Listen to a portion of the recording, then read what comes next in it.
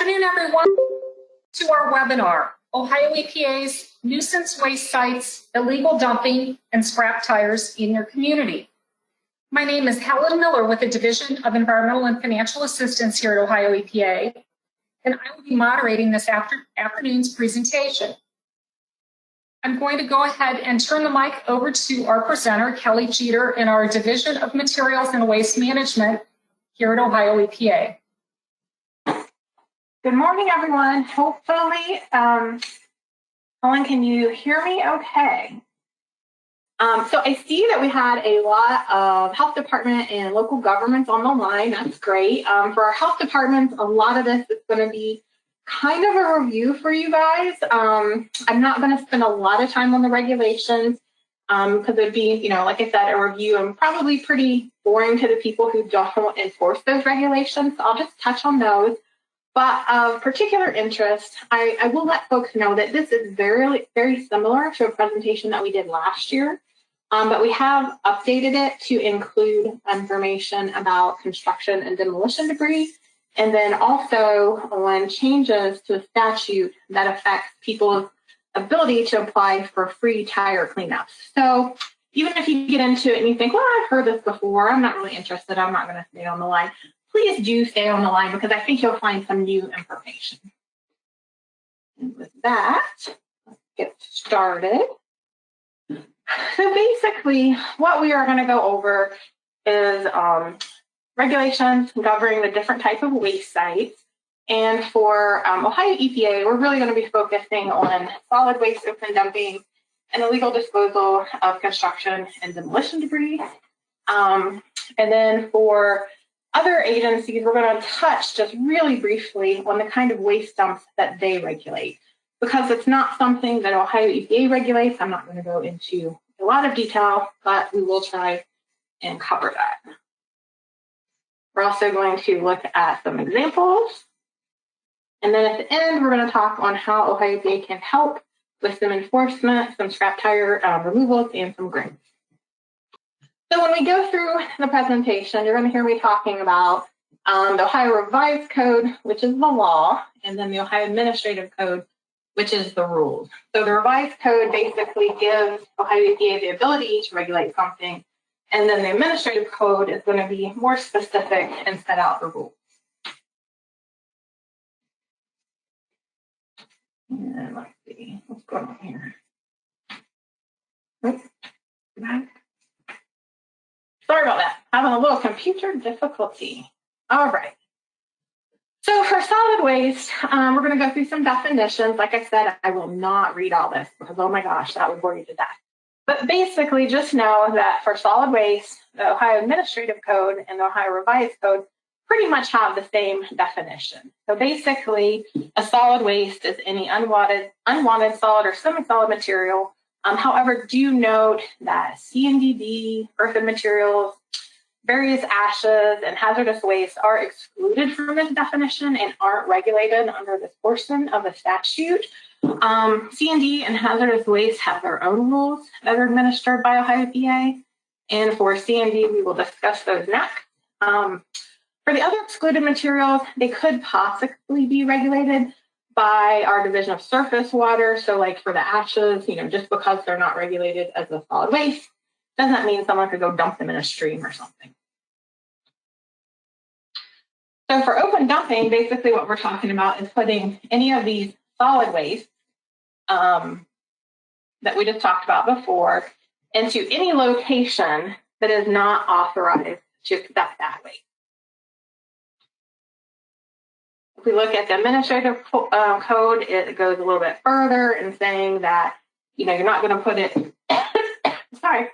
any place besides a authorized facility. And for scrap tires specifically, it calls out, you're not going to put it in waters of the state, on the ground, anywhere besides an approved facility. And that specifically says not to put them in buildings, trailers, or vehicles unless otherwise authorized. And I wanted to point that out because that's something we often get a question about, like, can we still cite open dumping if something is in a trailer or in a building? Well, if they're not authorized, so if it's not like a licensed or registered scrap tire transporter, and it's in their vehicles, then yes, you could. So if anybody off the street loads up a U-Haul trailer full of tires and then dumps it, just because those tires aren't sitting on the ground does not mean that you can't cite open dumping. You can, because it's specifically in the rule that they can't be in those locations unless they're authorized. Again, this is open dumping prohibited. And like I said, I'm not going to read the exact wording. If you guys are really interested, I do have the rule citations up at the top of the slide, as you can see. And then you can go look at the complete wording later if you're interested. But basically just says, nobody shall dispose of solid waste by open dumping or open burning. And then it goes on to say that you cannot conduct, permit, or allow open dumping. And then also it calls out that it can be not only the person who put the waste there, but the owner of the property can be liable for this dumping. So you don't get an out just because you didn't actually place the waste there. If the waste is on your site, you do have an obligation to clean it up. So for enforcement of open dumping, specifically under 3734, that is going to be an approved Board of Health or the Ohio EPA. No one else can really use these statutes for enforcement. That's not to say that you can't have solid waste, dumped someplace and some other agency can't take an action. They just wouldn't be using 3734 to do it. And we'll touch later on about some of the other statutes that people might enforce against this type of waste dumping under. So for the open dumping types, you have like an individual community dumping. And so this is typically going to be like a large roadside dump, or you may have someone who is an absentee landowner, so they're not there to kind of police their property and they get a lot of waste dumped on them. You have trash for cash dumps. These are going to be probably much larger. They're going to operate like a bad landfill. So they are probably getting paid to pick up waste. They're hauling it in, they're dumping it. They may actually be using like what looks like a legitimate equipment to move the waste, like maybe they got a trash truck or something. But what they're not doing in this part that they should be is taking it to an appropriate landfill. They're just dumping it simply. We also have some commercial and industrial dump sites. And we're going to start out, and I'll show you some pictures. And I'm just going to flip through a few. Then I will tell you what's going on here. So I see. Okay, so this is a site in Ohio. I cannot say where because it's currently under investigation. But basically, an elderly widow owns this property, and then the whole community has been using it. Well, I shouldn't say the whole community. Quite a few individuals have been using it as a dump site. They regularly burn the trash here. As you can see, there's some evidence of burning off to the side there. I think one of the pictures you can actually see some smoldering. Yeah, right there. So a little bit of smoldering there. So yeah, they bring in their waste, they dump it here, and then occasionally set it on fire. And in this site in particular, along with we have some other sites that we have cleaned up through our scrap tire program, which we'll talk about in a little bit. And as soon as we clean them up, they hit tires, dumped on them again, or other waste. And it's very frustrating from our point of view to have to go back and clean up the site again, and then also for these poor landowners to constantly get dumped on. And there's not really anything that they can do. Like this lady just did not have the means to try and fence off this entire segment to try and keep people from dumping on her. And quite frankly, even if she did, they probably just have cut it down. So this kind of inspired us to start working with our Office of Special Investigations. This is the criminal branch of Ohio EPA. And we asked them, like, hey, if we get some cameras, some surveillance cameras, would you guys be willing to put these out at these sites for us and take a look and see what you can find and maybe try and stop the people doing the dumping? So it took a little while, but we did manage to get a couple sets of surveillance cameras, and this is the first site that we did deploy them at. And I think if I go one more picture, no, okay, so this last picture on the back of the screen is one of the ones from our surveillance camera. So you can see it's pretty clear here. Now, we did catch quite a few individuals, 20 in all to date. There's several thousand of photos that the investigators still have to go through, but there were 20 distinct individuals identified doing dumping. I can't show their pictures because, like I said, it is an ongoing investigation. Probably about 10 of those were repeat dumpers, so they were coming in all the time and dumping off waste. And then you had, the other 10 that were kind of here and there. So those folks are under criminal investigation, and hopefully we'll be able to take them to court and make them clean up, or at least pay some kind of restitution for the site. Like I said, this is still an ongoing case, so I'm just hoping at this point that at least now we have identified the people that are doing this dumping, whereas before we had any cameras, it was kind of like, yeah, we know that this lady is not putting this waste here herself. We just didn't know who exactly. So I would say for that, if you have any sites in your community that are kind of like this, where you have a lot of active dumping and you can't really find out, not really sure where the waste is coming from, and you would like to talk to anyone with our Office of Special Investigations about, possibly having them set up some cameras, my contact information is at the end. So if you could just shoot an email to me and let me know a little bit about your situation, and then also where it is, I can make sure that the appropriate investigator for your area can get in touch with you. Okay, the next one is a example of our trash for cash, and I have a little video to show you.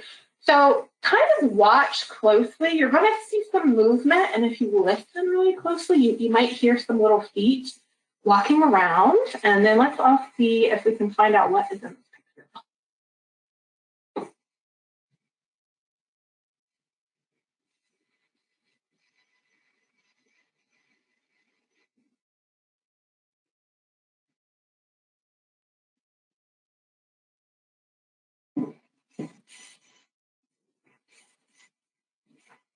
All right, so unfortunately, I don't think the sound played, but hopefully everyone that was watching could catch just the sheer amount of rats on this pile of waste. So this, and I'll flip through so you can see a little bit. Okay, so you can see a little bit better. This is also that same site. I can't see the rats in these photos, but it's just a little bit better view, so you can kind of see the waste sitting around. So this is a site where an individual was running a trash pickup service, and instead of taking the waste that he picked up from home back to a landfill that he should have, he brought it to this location and dumped it. Obviously, there was a lot of putrescible waste in it, so you're going to get a lot of rats. Obviously, big problem when you have that many rats. So Ohio EPA did end up giving a $100,000 grant to the local health department to assist in cleanup. And then the owner of this site, Mr. Cartwright, was taken to court, and he did plead guilty to 1 count of disposal of solid waste. That is a violation of 373403 and an unclassified felony. And then on October 13, 2016, he was sentenced in Fayette County to 2 years incarceration. That was suspended. He was ordered to pay a $10,000 fine and restitution to the Ohio EPA Remediation Fund of about $84,000. And he did have 1 year of community control. Interestingly enough, you would think after he'd been to court and had all of these fines that he would never have dumped waste anywhere again. But we did have another little kind of incident where he was dumping some waste, nothing on the scale. And he has since started to clean that up. But it's what does it take to get people to stop dumping waste? Okay, so this site, flip through here, I'll flip through these a little bit. You can see right away that it's obviously different from your typical municipal waste site. Go through. Some barrels there. Some piles. So this is an example of an industrial dump site. So this is the location of the old Union Carbide plant. So following World War II and up until about 1981, they owned an industrial complex at this site. It was about 673 acres. It's in Ashtabula County. And around 1981, they kind of split up and sold half of the site containing the metals division. And that went to a company called Elkin Metals. Well, in addition to that portion of the company, they also kind of inherited about 100,000 cubic yards of waste material that was left over from the industrial process of making calcium carbide. And it also had some general solid waste from the manufacturing plant. So this site, you know, when you look at it, you're not really sure what the heck that is, you know. So I think when, you know, the case started, people were concerned that there was a lot of hazardous waste out here. It actually did not end up being the case. It was an industrial waste. So this site took 3 different sets of orders to get them to properly close it. And it has ultimately been consolidated and closed into one waste unit.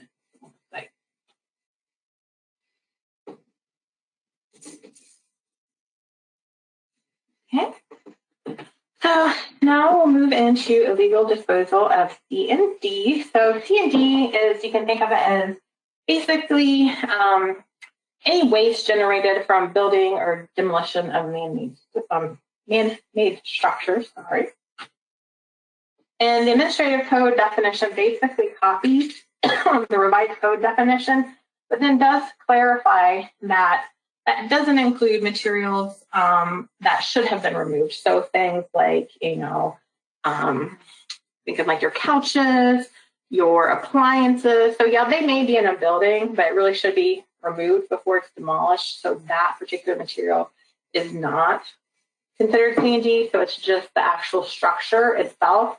When it's torn down, or in case of when you're actually building something, it could be like the wrapper. So if you have a pallet of, let's say, shingles, and you got some wrapping on that and stuff, that wrapping that comes off the shingles could be C&D as well.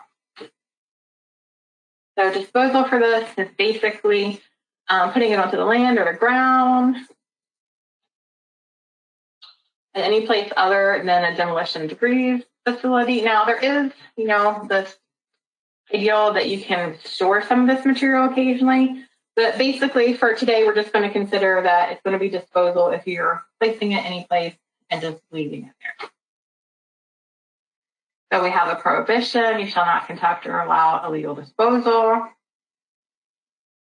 And the people that can enforce this is, again, Ohio EPA and any approved health departments. So similar to our solid waste, we've got a couple of different kind of dump sites that we're going to show examples of. So we have, you know, kind of individuals with some isolated incidents, you know, tearing down maybe their own structure. You could have some contractors that might be, you know, systematically disposing of waste, or you have a sham recycling operation that's going to be a large operation, kind of like that trash for cash that we talked about earlier for the solid waste.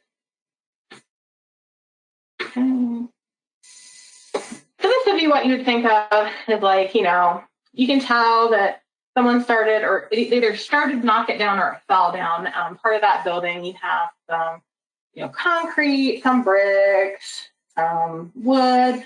You know, this is obviously not someone's like household garbage dumped here. This is obviously the building. So this would be like kind of a one-off individual demolition type dump site. That's contrasted with with this, where you can see we've got some wrapping, we have shingles, keep going over, more shingles, pretty much all shingles. So obviously this was, you know, some kind of roofing contractor, probably, because where else are you going to get this many shingles?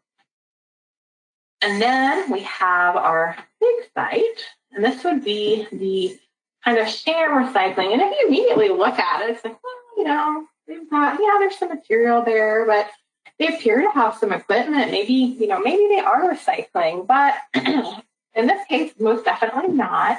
So you've probably seen this site in the news or seen some other presentations about it. It is a site called ARCO. So like I said, I'm not going to go into a ton of info because there are much better presentations that go over the whole history of ARCO and what happened. But for our purposes, just know that there was this company called JCI Services.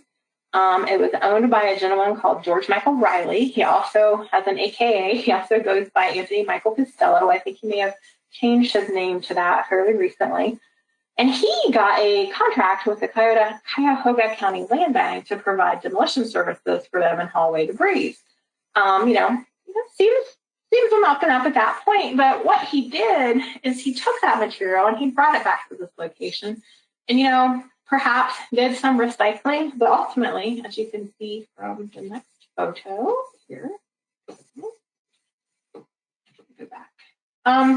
So if you were running a legitimate facility, I would say that you would not typically pile your waste up higher than the houses next door, which is indeed what he did. And then this site caught on fire.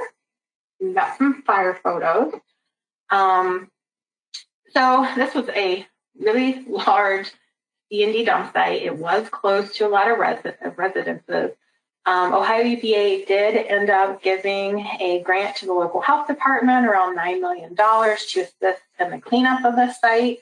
And the site was eventually cleaned up. So you can see here where it's clean, so that's great. But it took $9 million to clean up something when he obviously got paid to take the waste and should have taken it to an appropriate facility.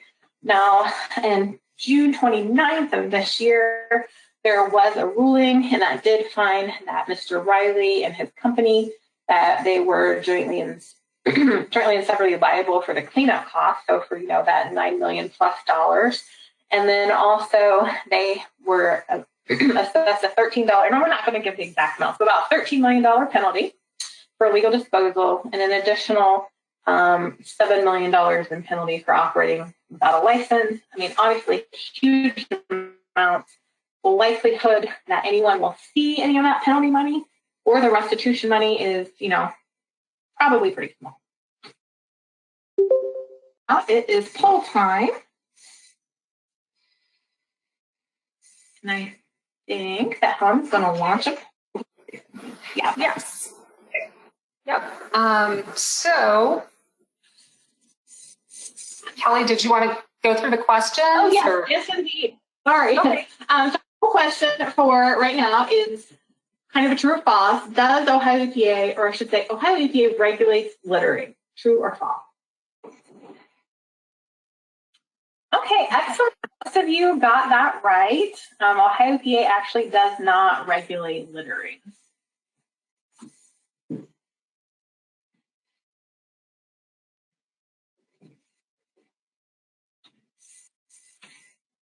Okay. So obviously we popped that question in there because we're going to move into the is it open dumping or is it something else section of the presentation, one of which is littering. Let's see. Oh, but we did not start out with littering next. We did exempt disposal, so I'll touch on that.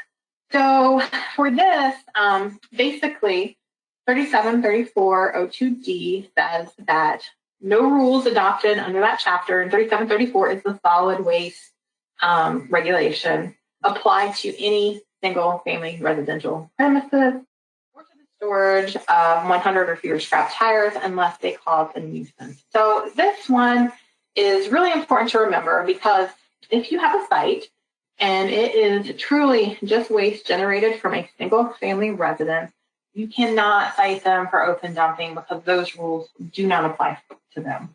Now, that's not to say that, there's not other zoning rules or maybe some local ordinances that apply, or that maybe you could make the case that, this waste that they're dumping from their house is a nuisance, but you can't just go straight to citing them as open dumping because those rules don't apply. So this here is a picture of kind of a, messy site, but it's not waste brought in from someplace else. This is stuff generated on site, so you would not, at this place, cite it as open dumping. There's another one, kind of some examples, unsightly, not something you probably want to live next to, but not open dumping.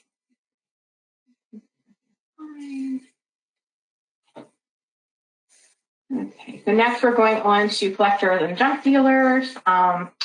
Again, it might look like unclean living or open dumping, but there's not really any health or environmental nuisance, and there's some legitimate buying and selling materials. So here's an example. This fellow has, a lot of, he does have some tires there, so we'll just kind of put that to the side. Where he has, a piece of equipment. He has some, looks like motorcycles there. Obviously a collector, obviously messy, but not something that we would cite as open dumping. Okay, so now we're moving on to the litter portion.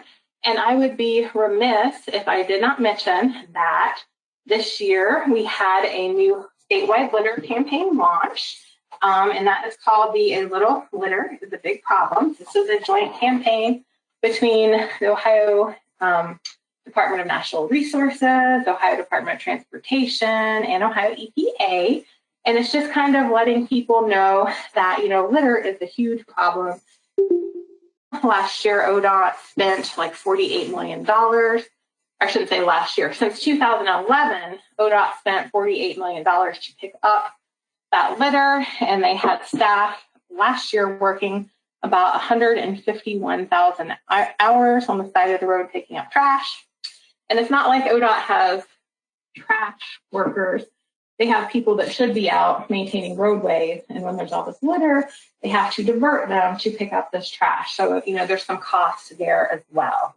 Additionally, over the last year, with everything going on in the greater world, you saw an uptick in a lot of state parks getting more visitors, but as a result, they also got a lot more dumping too. So if you're interested in the litter, there are some links in the presentation. I do believe that people were having some issues accessing the links, so we're going to send them separately at the end. So there'll be 2 videos talking like really short, like 5 minutes, talking about the litter campaign. And then if you have time for a longer presentation, I would highly suggest that you look at the 2021 Litter Summit. And it's going to be about 3 hours, and it's a comprehensive look at litter in Ohio. Okay, so litter. When we talk about litter, we're typically talking about smaller amounts of waste along roadways or streams. There's a lot of different kind of litter laws that exist in Ohio. These are not enforced by Ohio EPA, and generally enforcement is going to occur at a local level. Each little rule has its own fine, but they can vary. The highest of which for litter would be $500 and 60 days in jail. And we'll just go through a few of these. Before we do that, we'll kind of just compare and contrast. So for Ohio EPA, if we saw a few bags of trash along the side of the road, we would consider that more of a littering issue. And if we got a call, that's probably, something that we would direct people to seek out another agency for. However, if, like in the earlier photos, you just see massive amounts of waste or truckloads of material disposed, that would be open dumping, and that would be something that we would regulate and look into. Or if you happen to call in a complaint in an area with an approved health department, obviously, we would let them know what was going on and ask them to look into it as well. So again, here's some pictures of what I think of when I think littering. A few bags along the fence line. It's in the water, some stuff strewn in the water here. Okay, so for 37, 67, 32, littering. And then the one thing I do kind of want to point out here too is, so for each of these different littering sections, what they consider litter can vary a little bit. So you kind of got to go back and you got to look in that specific section. But for this one specifically, when they say litter, what they mean are garbage, trash, waste, rubbish, ashes, cans, bottles, wires, paper cartons, boxes, automobile parts, furniture, glass, or it says anything else of an unsightly or unsanitary nature. So, this is actually a broader inclusion than that solid waste definition that we had earlier. So in this case, litter like pulls and ash and other things that we would not have regulated under the solid waste definition. This particular rule is found in the health, safety, and morals section of the statute, specifically in the nuisance section. And one thing to point out too, let's see here. Yeah, I think this is the one that, specifically says that your intent really doesn't matter. So, whether or not you meant to dump the stuff on the side of the road, you can still be held liable for littering. It also says that you cannot put your waste into someone else's trash receptacle. So for this one, again, Ohio EPA cannot enforce this, but it can be sheriff and sheriff deputies, police, wildlife officers, natural resources officers, forest fire investigators, county nuisance inspectors. And on this one, like some health department inspectors could also be county nuisance inspectors. That's just something that you will have to look into your own health department and speak with your prosecutor and see how you're set up. It's not something that I could help you with to tell you if like, hey, yes, you could use this littering law or not. That is something to speak with your local prosecutor or your supervisors of the health department about and see what kind of ability you have to use this specific law. And then also any other law enforcement officer. So from a motor vehicle, the definition for litter in this one is pretty much the same. You know, a few different pieces. I think they left out ash in this one maybe. But all the other stuff was the same. And it basically says you can't throw stuff out your window. And it doesn't matter if you intended to or not, don't let it fly out the window. And then we have one for securing loads on the vehicle. This is in revised code 451331. So basically, if you're going to be moving things, you may need to have a bed constructed so it keeps the materials in, or you need to tie it down and prevent it from escaping. So if you have a whole bunch of trash in the bed of your truck, a way to get rid of that is not to drive really fast down the road and just hope it all blows out. Don't want to do that because then you'd be in violation of this. Now, it does exclude kind of, stand-in salt trucks and some farm vehicles and some waste trucks from this specific rule. Okay, for the littering for motor vehicle and securing loads, pretty much any law enforcement officer that is authorized to enforce traffic laws can enforce this section. Okay, so the next two actually are kind of my favorite. So just because they have like some cute little quirks to them. I know I'm a nerd, but I like them. So littering for a watercraft vessel. So basically, if you're out in a boat or any kind of water vessel, you're not going to throw your litter over. But this one, the enforcement part is what gets me because it's basically saying, you have this whole list of officers, sheriffs, deputies, marshals, police department.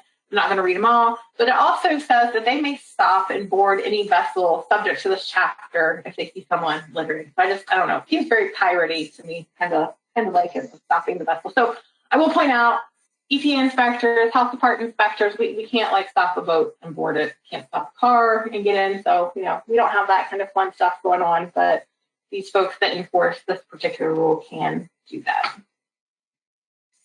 Okay, and so then the other one that I kind of like has been on the books for a while. So this is the prohibiting polluting state land or water.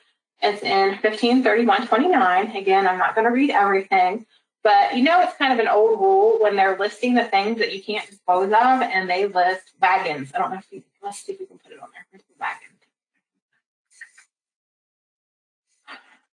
Let's see. Yeah, okay, so it's not shown up here, but definitely wagons is listed in there as one of the things that you cannot leave on state land. So on this one, you can enforce it. So it's going to be your wildlife officers, sheriff department, sheriff deputy, constables, police, or pretty much other police officers. Now, I got that out of the statute. I am not sure what they mean by other. If anyone else knows and they want to put it in the chat, I appreciate it. I was kind of looking around and I could not find out if you are not any of these other deputies or sheriffs or police, what would you be? Okay, so now we've kind of covered the different waste sites, the ones that Ohio EPA does directly regulate, the ones that we don't. And so now we're going to talk about, are there some ways that we can help out if you have dumping in your community? So for the open dumping of solid waste, and this is excluding scrap tires, which we're going to talk about in a little bit, and the illegal disposal of C&D, we're generally limited to just enforcing the solid waste and C&D laws, and then ultimately the property owner is responsible for waste removal, and like everything we do would be to compel them to clean up that waste because we really don't have funding set aside to do that kind of cleanup. For scrap tires, we have a program to assist victims of scrap tire dumping called the No Fault Program. And again, we'll talk about that in a bit. And then we can also do enforcement removals. And for litter, although we don't regulate it as far as like citing violations and stuff, we can provide some grant. Okay, and it's poll time again. And our next poll question is, it's a little tricky one too, so, kind of read it closely. So as of October 2021, how many scrap tires can Ohio EPA clean up for free through the no-fault removal program for victims of tire dumpings? And I will give you a minute here just to kind of read the answers. And there is only one answer for this one. Yes, and also, a lot of you got that correct. I mean, there is, the devil's in the details, right? So we'll go over the any amount the director of Ohio EPA approves is the correct answer, but it's on its face, that is the answer, but there's some extra criteria, and we'll touch on those in a little bit. Okay, I'll go ahead and close that out. Okay. And so now we're going to get into the scrap tire remediation, both through the no-fault and the enforcement cleanup. So the no-fault removal is open to any private citizen, business, local government, state government, and we actually have had the federal government apply as well through their national forest lands. Any property type can be private or public. It is free to all eligible applicants. It is contingent on funding, so obviously if we suddenly did not have the money to run this program anymore, we could not clean up any tires under it, obviously. There are some restrictions, and we'll go over them in a little bit, and you must meet all of the statutory criteria, and you must fall within these restrictions. So you can't have any less than 100 scrap tires, and you can have no more than 10,000 scrap tires. And this is the recent change to the statute. So basically what it actually says is the bar is kind of set of this no less than 100, no more than 10,000. But it does have in there the director may, it's a may, at her discretion, choose to do sites with more than 10,000 scrap tires. So it is by no means automatic. It is a possibility. But it's not an automatic thing. So like if you had, 20,000, you're in, you can get cleaned up. No, that is not the case. The other thing to stress is the only thing that changed in the statute was the number of tires. So all of the other eligibility criteria still apply.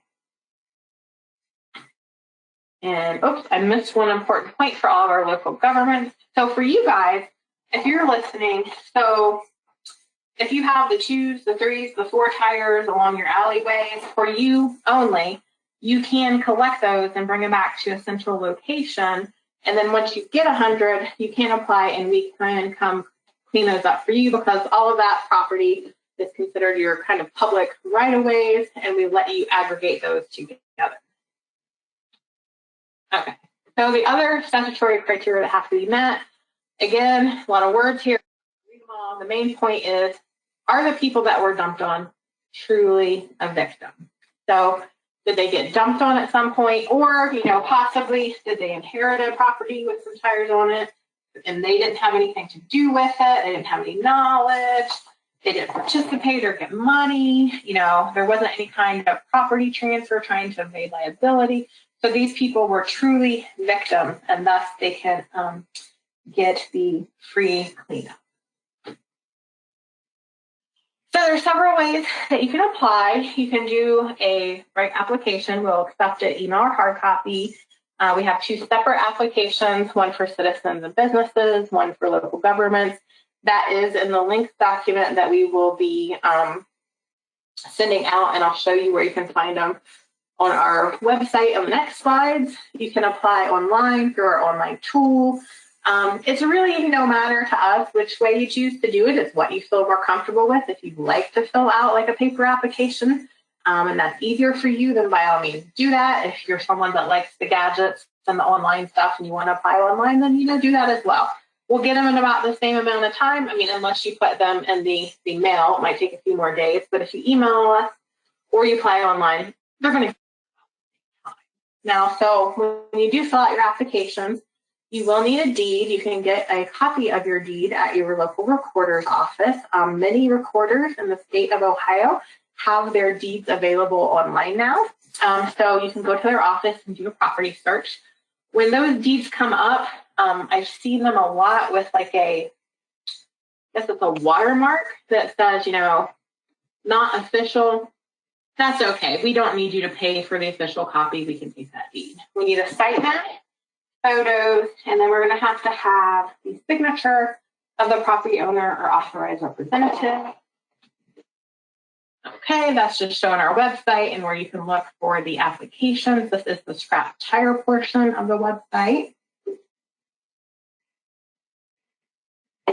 And then if you want to do the online application, just make sure when you go to the thing that you up here in the top, we see a little red area, make sure you just hit the submit an application button. Now, if you do this version, you will have to sign up for an account.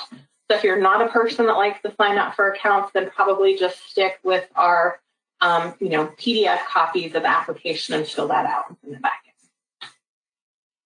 in. Okay, so what happens if someone is not eligible for a free cleanup? Well, obviously they are the people, the property owner or the person responsible for it should clean it up themselves, and they need to do that. They can either do it through hiring a registered scrap tire transporter. They can remove the tires themselves in loads of 10 or less. They can get an exemption either through the approved health department or for us to haul more than 10 tires at a time if they're cleaning up.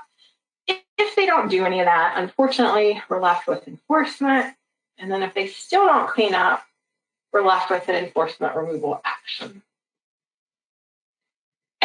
So enforcement removals, again, it can't be under 100 tires, but at this point, so it can be 1 million, and we have cleaned up sites with several million. You just can't have it less than 100. It has to not meet the no-fault criteria, and we do have specific steps that we have to follow per the statute. So we need to figure out who's responsible for the dumping. If we can find out, we need to try and make them clean it up. If we don't know or it's not clear, then we have to try and get the property owner to clean up. We can do that by issuing what we call director's final findings and orders to the owner/responsible party. We are required to give them 120 days to clean the tires up. If they fail to clean up in 120 days, we can then do a removal access. But what we have to do first is then get some kind of, I should say, we can do a removal action. But before we do that, we have to get formal action.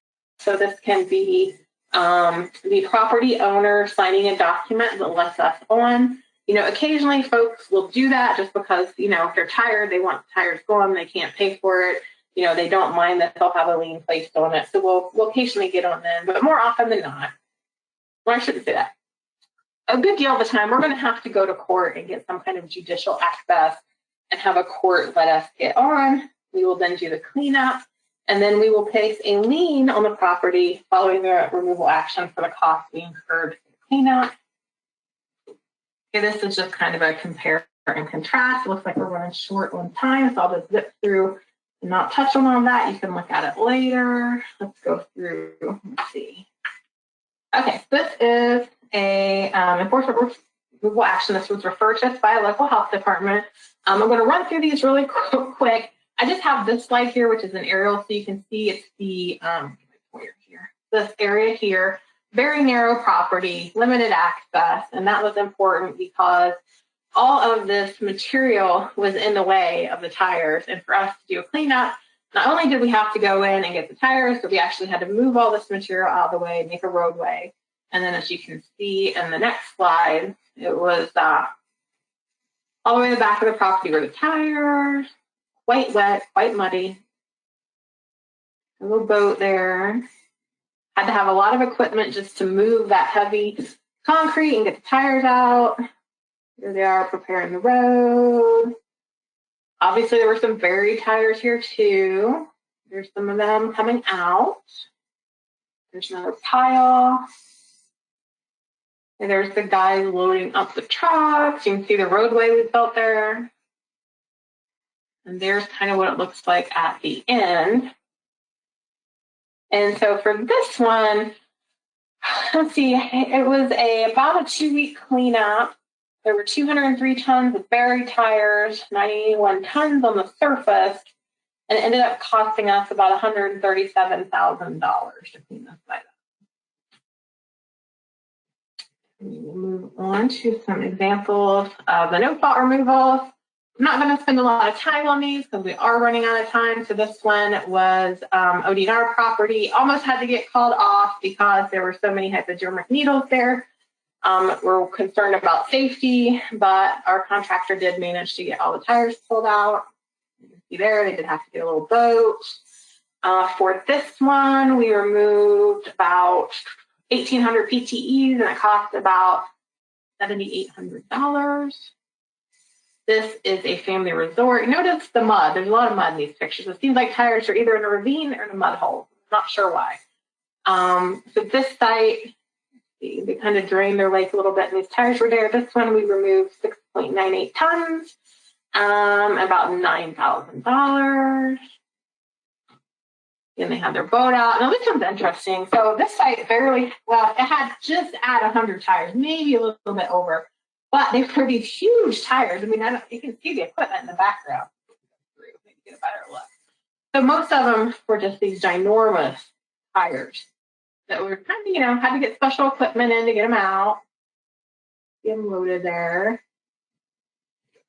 So for this one, even though you only had about 100 actual tires, it ended up being about 33 tons or 3,000 PTEs, and it cost about $15,000 to remove.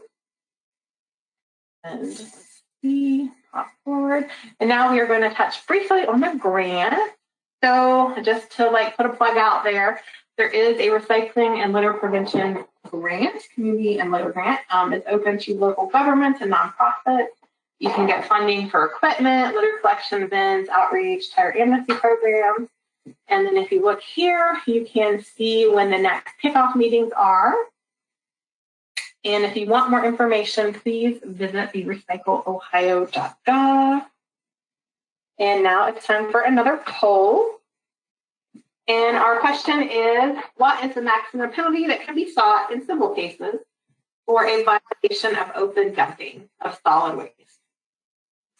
All right, so it looks like most people selected 500 per day per violation. That is actually not correct. The correct answer is $10,000 per day per violation.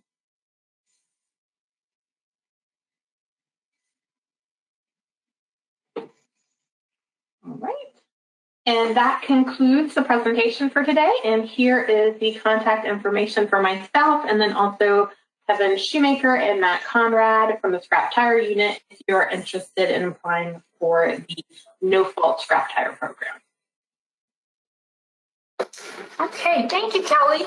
And I know we're running up against the clock. I've been monitoring the questions as they come in, and I believe that our subject matter experts on the back end have answered almost all the questions. I know they have a couple site-specific questions that have come in. So they will follow up with you after the webinar. If your question didn't get answered, you will get an email from staff. And I also wanted to let people know the one handout that somehow didn't work. We did chat in the links. If you go over to your chat, you can copy that. Again, though, as Kelly mentioned, we will get that information out to you. Join us for these upcoming webinars in October and November. Later this week, we'll have on the 14th, Spill Prevention Control and Countermeasure. SPCC requirements apply to even small businesses. Learn about the applicable requirements for oil production, bulk oil storage, and end-use storage to ensure you're in compliance. The session will also include an overview of what to expect during a federal SPCC inspection and common issues seen in the field. On the 21st next week, we'll be offering NPDES permitting, new and proposed rules and policies. Learn about new and proposed rules, policies, and process, and upcoming regulations that can impact your non-stormwater NPDES permit. And on November 3rd, we have our Recycling Ohio Grant Kickoff webinar. This webinar will discuss Ohio EPA's 2022 Recycling and Litter Prevention Grant application process and funding opportunities, and also eligible project activities targeted by this grant program. If you missed past webinars or would like to register for these and upcoming webinars, check out our training tab at epa.ohio.gov/DFA. You can also go to our training tab to subscribe to receive electronic notices for upcoming training. With that, we will end today's webinar. Again, thank you for joining us and have a great day.